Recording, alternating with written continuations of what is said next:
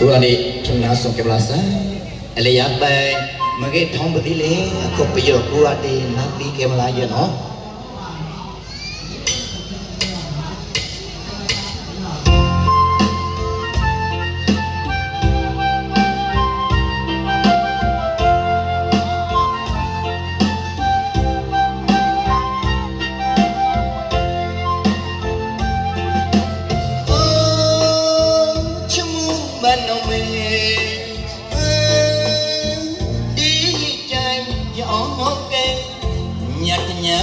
Sudung bi lang xa lagi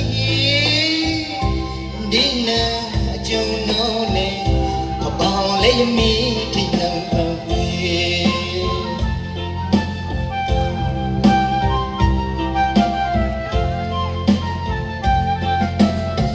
oh chung ban no me đi chạy gió ke nhạt nhã sudung bi lang xa lagi dina jono ne pabao le mi thi nang pawi